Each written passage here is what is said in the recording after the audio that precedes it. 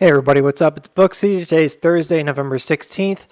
So I'm going to make this a bit of a hype video. I know that that's dangerous to do, and I'm not going to hype it up, but I think it's impossible to kind of avoid that when I'm looking at this schematic. So there's a couple different things that could happen here that would definitely change this, and I'll get to that. But right now, I'm really thinking that we're setting up almost just like that 2020 bottom, which is what one of my ideas was when we came up and we kind of advanced too quickly. I went through this on stream today in high detail, and we did a breakdown of a couple spots I'll talk to you real quick about. I want to keep this very brief. I'll just start with like the very bare minimum of what you need to understand, I guess, what I'm thinking right now. And basically, I think this is a bottoming setup, and it's a huge range. I think this whole area is a range, and I think that it's not a breakdown necessarily here that goes back through and just continues an S-curve, although that could happen. We need to make sure that you're aware of that could happen. You could still break down here, and this could be a large S-curve down to like the sixes, but I don't think that's going to happen. I think there's a lot of reasons why, one of which being that we're pretty much oversold on most of your indicators. And we're in need of trading back up here at 894. And that setup, this whole setup, looks so much like 2020 that it's basically impossible to ignore it. So bare minimum right now, I think that we were going to hit a bottom. I said it today. I said it earlier this week on Discord. Hit a bottom around 733. I'm not 100% sure we got there today. I haven't really looked. I think we got to 736, and we just kind of stayed there. So right now, we'll see. You know, it's not moving post-market. It's kind of flat. I'm not positive that we're not going to get another drop, so I'm not going to hold my breath for it. There's a strong chance, I think 733 is our bottom. It's the support that we built after this auto reaction back here in September. So I don't have any real strong reason to think that that wouldn't be the bottom, okay, of the range. Now, you might say, well, yeah, but we came down to 7 and that should be the bottom, but that's not exactly right, because remember, like, we built a higher support. So once we built that higher support, we actually came back and retested that support with a spring action, and that's what caused that huge 40% run. Well, not what caused it, but, you know, that was what ultimately we bounced off of. So I think that 733 should be a formidable bottom. I also see this as consistent with the other ranges that we studied today on the stream. Right now, I think that it's either one of two things. This is either going to be a big S curve down, in which case we're going to go ridiculously oversold on high time frames, or we're going to see a reaction to the upside, in which case I think we're going to come back and create that kind of infamous hook look where you have this push up to the top. I think it's going to be basically bear trap into bull trap. This is just my estimation right now. I'm not 1,000% sure, but I'm feeling pretty good about it. I think if by Monday or Tuesday we see this react to this first gap up at 783, I think we're going to see a pretty decent run back up to the mid-9s. Now, I'm not positive we're going to actually fill this gap all the way up at the top. I think that at best we can look at probably reaching the bottom of that gap at 934. And that's about the middle of this range right here. And that would be my expectation for, like, more or less like where that distribution happens. I think we're going to push up and then we're going to redistribute and then come down into a spring. I think that's where we're actually going to come lower. So I think we're going to go from a bear trap into a bull trap and then all the way back down. And I don't anticipate that we're going to have an LPS here, but it is a possibility, and we'll talk about that in just a second. I think it's more likely that you have an LPS here in this particular range from 840 to 940 if we do indeed get a spring early and we go ahead and do a lot of that lower action right now. I think then you're more likely to have that kind of reaction be kind of low or shallow moving into the end of the year.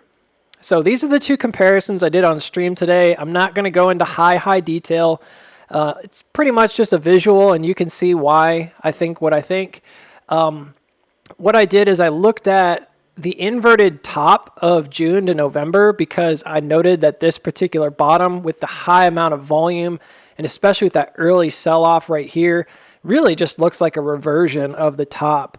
To me, it was always going to be this kind of rotational symmetry that got us to the end.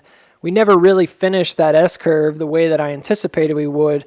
But this to me looked to me like almost an exact copy of what we saw happen in June, but obviously upside down. That's not unusual because, again, if you look at, for example, like Wyckoff schematics, they would be basically just flipped on their head. If you look at a distribution versus a spring, or excuse me, a distribution versus an accumulation, you just kind of flip them over. So it's not a big deal. One of them looks more like a W, one more looks like an M, right? Not a big deal, okay? So what I did is I did an analysis of this upside down, and I did an analysis of 2020 upside down. And you can see the similarities. In both cases, you have a smaller iteration of the larger fractal. This is really normal for the market on the whole. The whole definition of a fractal is basically like a repeating indefinite pattern within itself. It's not A next to A, next to A, next to A. It's actually A is within A, which is within A, which is within A, right? So a lot of times what you see is you'll see this early model kind of model out what may happen later. But there's a couple things to note. Early on, the similarities are has an uncanny kind of resemblance to what we see here in the inverted June. And it doesn't resemble as much, unless you look really closely, right? It doesn't resemble as much that early, this was like March to April of 2020.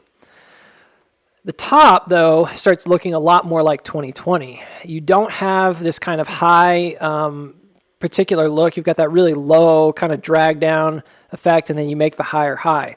But notice that, again, this is like a working out of the smaller iteration here. So you have this push up with the M shape. One comes up high, and then it comes up again higher. You have the same thing in 2020. There's that M shape right here. You pull back down, you make a higher low, and then you come down for a spring action. And in both cases, there's kind of this spring action. Obviously, this is inverted, but you get that downward thrust right there, and then it reverses. And in both cases, after it reverses, it comes back up, and it goes into an LPS and then SOS phase before it pushes over the top. And this is the exact same thing we see here. We came up, we have this kind of push up, the double M shape, and then you have the one push, the second push. Then you come back down, you test the bottom. This ends up being the 733.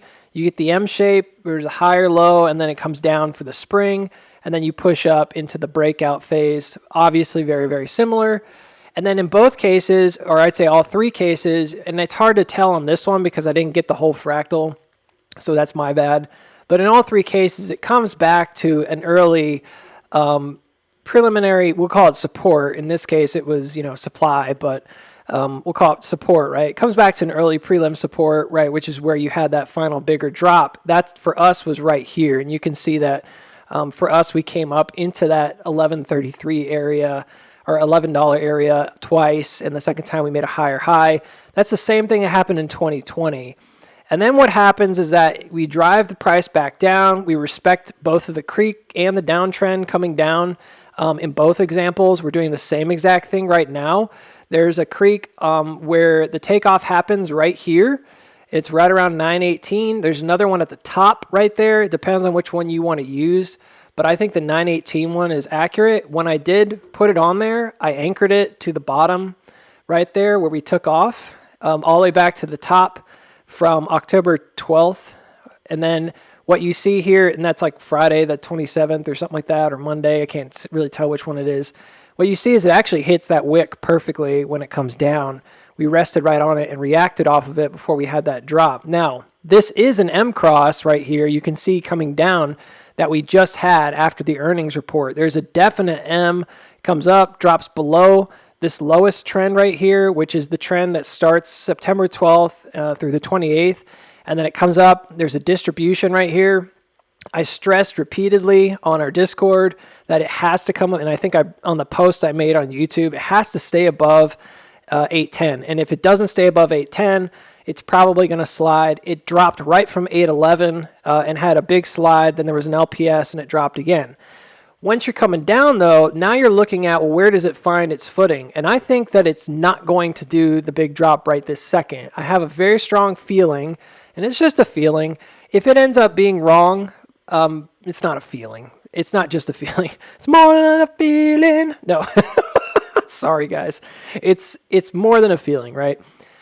There's an analysis, a lot of analysis that I did looking at this, and the big things for me right now are just how ridiculously oversold it is, and how in order for it to continue downward, it have to have some kind of reaction up. We haven't had that yet. This is the closest we've come today, as you can see, to having kind of a bigger buy-in all of a sudden, but the volume is dropping. There's an increase in volume on the whole after earnings. The volume's dropping back down to normal levels right now, which is usually about where you see a reactive move to the upside. Not always, but it's definitely the case in a lot of situations. So much like in 2020, we actually, if you look at this pink line, this is kind of like the middle of the structure, right? This is very similar to the setup in 2020 in that the place in which you set up the center, which to us was this high right around $9, around I think it was like 908 or something like that. That ends up being kind of the platform for the middle of the cat ears, the forehead, if you will, where you came back to reaccumulate and then push up one more time to finally distribute. In both cases, we get this really, really distinct hook. Ours was right after earnings. It came up pretty high to like 920 and then quickly redistributed back beneath 9. And then if you notice, this also happened, I think it was around October of 2020 before eventually coming down lower. So once you start that reaction back up to the top, the only thing that really needs to happen is there needs to be kind of a gap up. Now, there's a key difference here, which is that in this particular case, earnings really was ultimately, I think earnings was right here. So unlike what we're experiencing now, earnings was not on the drop. Earnings was actually on the pop, if I'm not mistaken, back in 2020. I could go double check it, but I'm pretty sure that's where it was.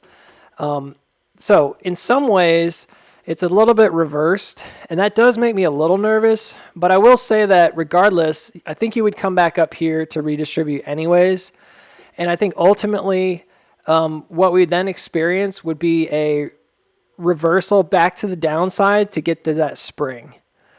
Now, one of the bigger pictures here, and one of the things that I wanted to do was see if I could understand the timing better. So I went in and I looked at the timing of this. I looked at major creeks coming down. I'm going to zoom out quite a bit for just a minute.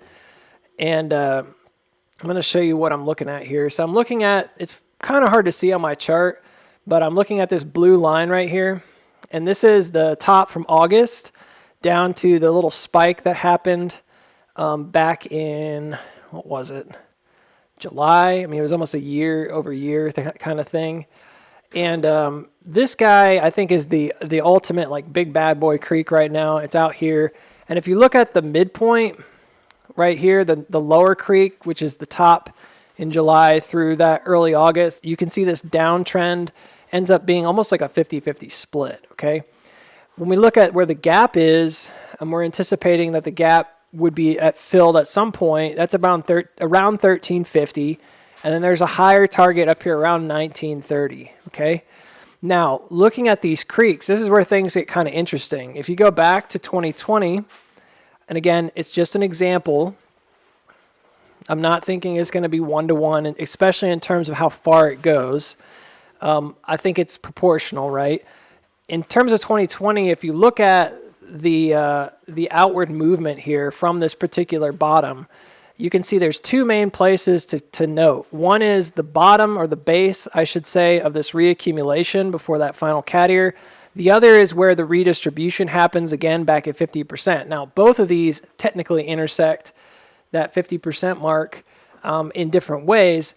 This is what ends up creating like almost a channel of sorts for the redistribution. And then later you can see that this is largely where we see the fallout happen, right? Between roughly, we'll say, September and the January of the following year, which was 2022. So when I look at this, I'm not like trying to be overly specific, but I do think that that's pretty important. So I'm looking at it and I'm considering like, all right, where are those angles? Well, we have one of them right now. And one of them right now is that's pretty definite for us is this steepest trend right here. And this intersects our gap around December 22nd. But moving forward, where the secondary one would be, this has to take a certain amount of time to get up here. And I use like roughly an inversion of this trajectory to kind of guess where it might be. I think that splitting the difference between those, you can see it actually comes right to where that middle creek is. And at that point in time, I think is probably like the best of both worlds. Like you're kind of looking at like sort of the middle of the road option, and that's in January, on January 10th. The options chain does support this, but I don't want it to be like all about the options chain. That can change pretty dramatically, especially if it moves up and there's a bull trap after this.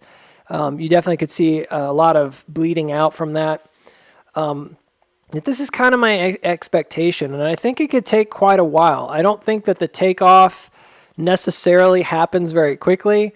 I think once you get down to this range, somewhere beneath 7, and I think it could be slightly beneath 7. I think it could be down in 650 area. It could be pretty deep spring, even down to 6, if it really pushes and then reverts. I think most of the accumulation would happen between 710 and 770, which is the lower region that we didn't spend a lot of time in before, and it would be the reason for this kind of triple distribution, really, to kind of get you back down here and stair step down. So all of that being said, this is a rough timeline of events. This is not me telling you like this is exactly what's going to happen. I think it's pretty close to what I imagine will happen.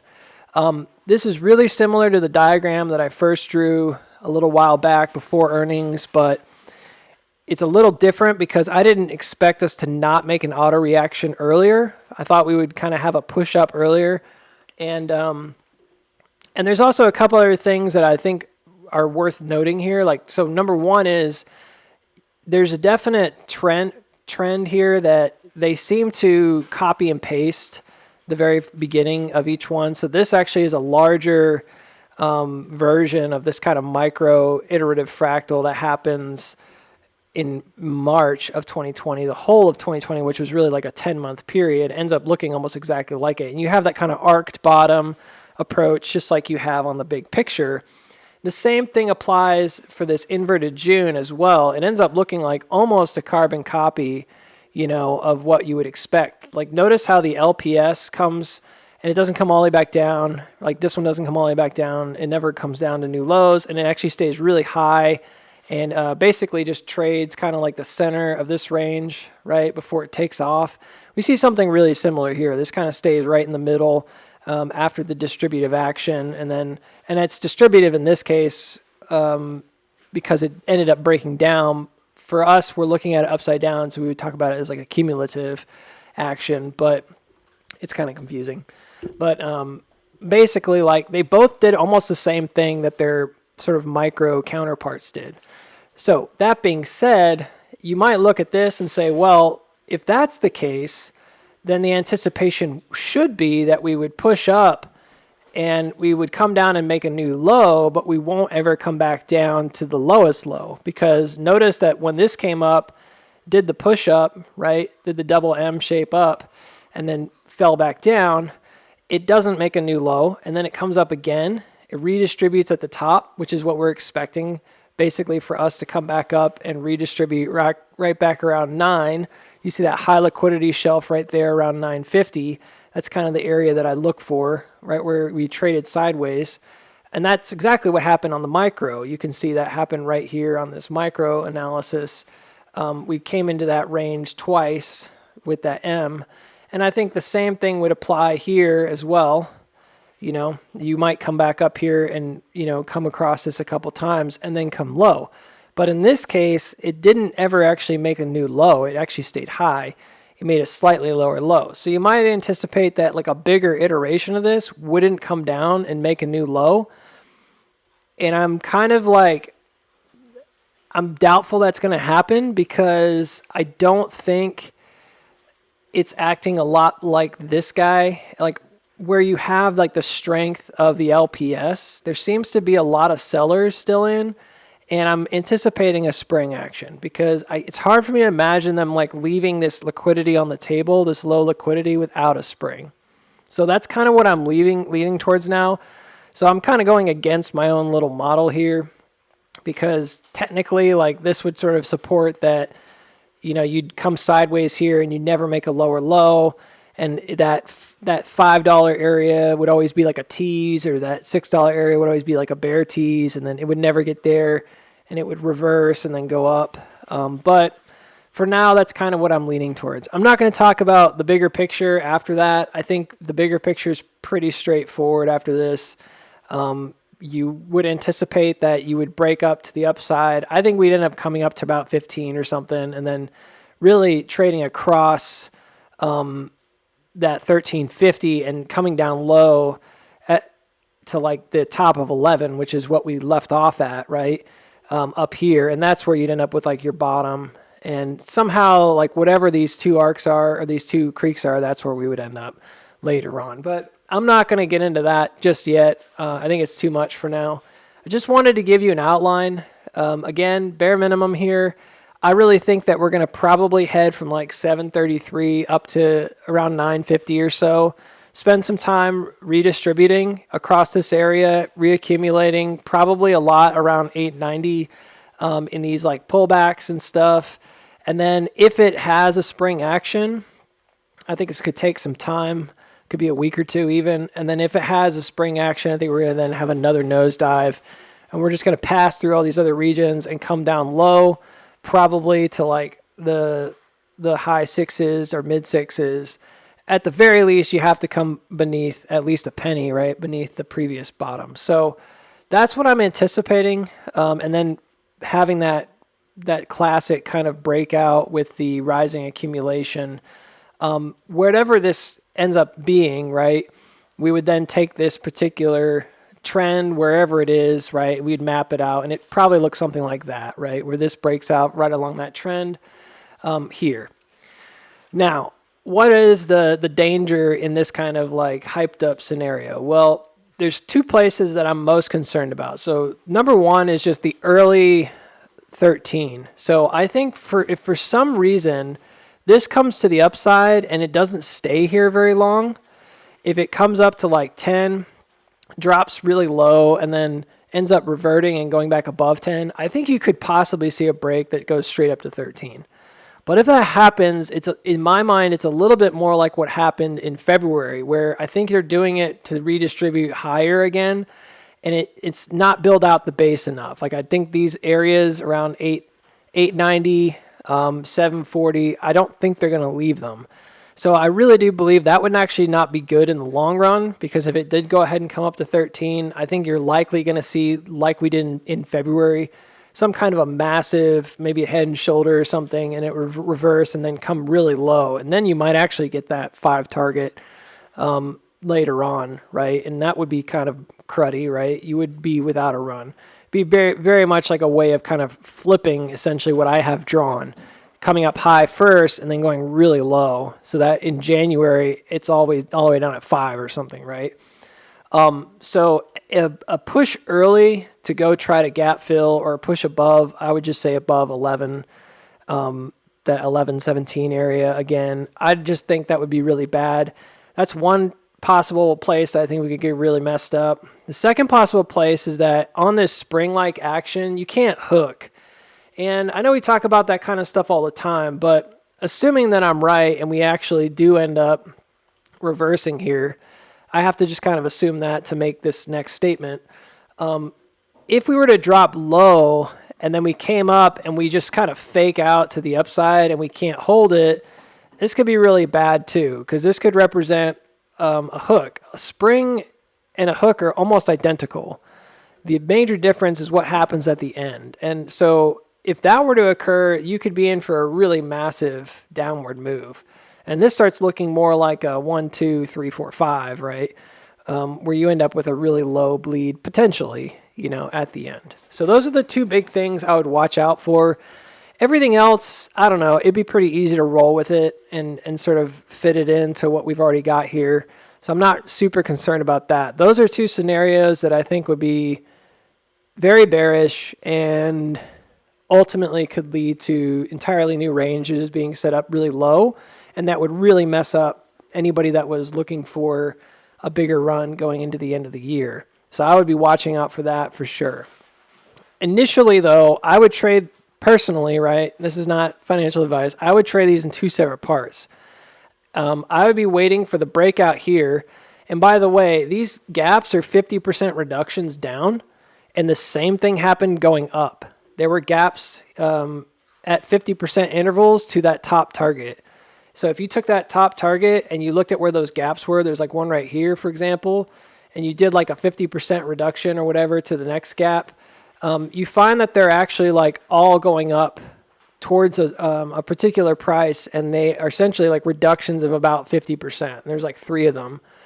And each one of those going up, I thought would probably get filled at some point, and that's what happened. So we've got the same thing right now. I've got them marked off in these kind of gray purplish boxes here. And each one, again, is like a 50% reduction.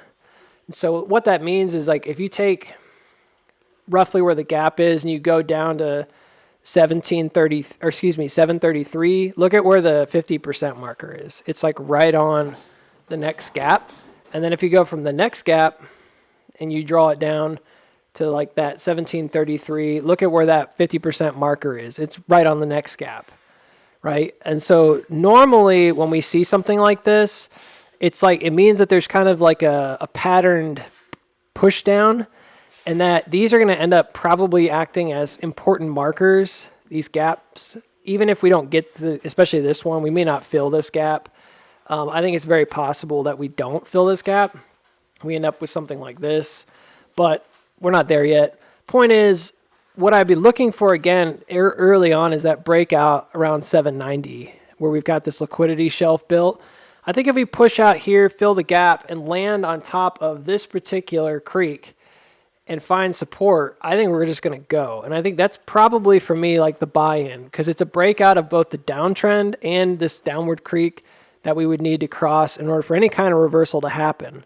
Then it's just kind of playing it by ear. I think you would want to see it fill the gap, find support on the previous top here, which is around 825. So maybe you see a push high to 880 down to 825, and then you'd want to see continuation.